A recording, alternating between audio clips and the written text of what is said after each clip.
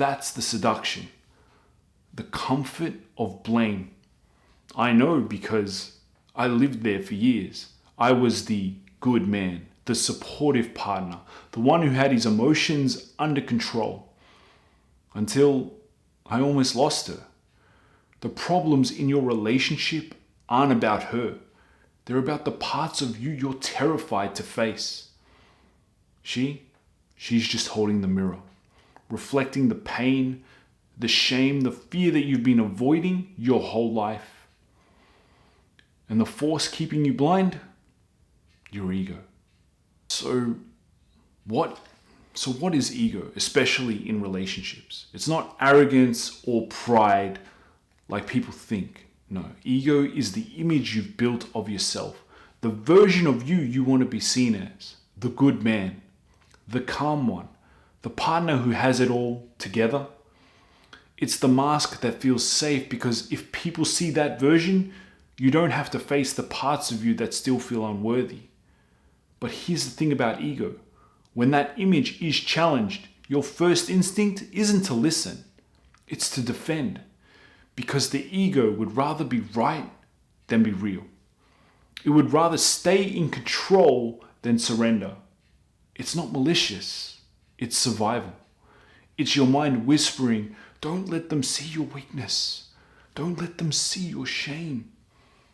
Think of it like your ego's driving the car and you're just the passenger, convinced you're in control when really it's taking you wherever it feels safe. I remember a moment that showed me this clearly. People were praising my partner for her discipline, how early she wakes, how consistent she is. And I cut in. Well, she doesn't always get up that early. I told myself it was just a joke. But later, she asked me, why did you put me down? I got defensive. I wasn't putting you down. I was being playful. I said all the right things. I support you. I'm proud of you. I was just joking. But months later, when I was ready to actually look at myself, to peel back the layers, I saw the truth. I wasn't being playful. I was being petty. There had been an argument in the car earlier that day, and I wanted to take her down a notch. I wanted to dim her light because mine felt small in the moment. And I did it unconsciously. That's how ego works. It disguises itself as humor, as logic, as reason. It whispers, you're just balancing things out. But really, you're hiding your resentment under charm. When I finally faced that truth, that my intention came from hurt, it broke something inside me. I had to accept that maybe I wasn't the supportive partner I believed myself to be.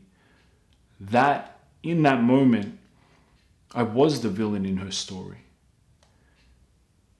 And that realization was brutal. Even now, when that memory resurfaces, she feels that pain again. I don't defend anymore. I just say, you're right. I hurt you. I see it now, and I wouldn't do that again. Because only when you stop defending your ego can you start healing the damage it caused. Here's what I learned about ego the hard way. It doesn't want connection. It wants control.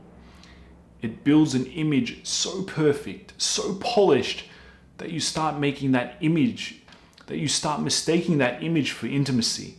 You listen just enough to look understanding, but not enough to be changed. You give just enough love to feel safe, but not enough to be vulnerable. That's the trap. Because image protects your pride, but presence protects your relationship. When you lead with image, you're managing perception. When you lead with presence, you're meeting truth. And the more you cling to who you want to be seen as, the further you drift from who you actually are. So the question I'll leave you with is this: are you connecting or are you performing? Because only one of those leads to peace. You see, ego isn't evil. It's afraid. It's that part of you still protecting a younger version of yourself. The one who learned that being wrong meant being unworthy. But healing begins the moment you stop defending that image and start getting curious about your reactions. Accountability isn't about guilt. It's about awareness. It's saying, yeah, I did that. I hurt someone. I didn't want to see it, but I can now. And when you do, something changes inside you. The same energy you used to defend yourself becomes the energy you use to connect. You stop reacting to every trigger and you start listening. Really listening. And slowly the walls you built to stay safe become the bridge that lets love in again. That's what accountability really is. Not punishment, but peace. Because when you stop hiding behind blame, you stop living at war with yourself. You finally see that love isn't about control. It's about presence. And when you can stand there, open, honest, flawed, that's when you've truly faced your ego. That's when healing begins.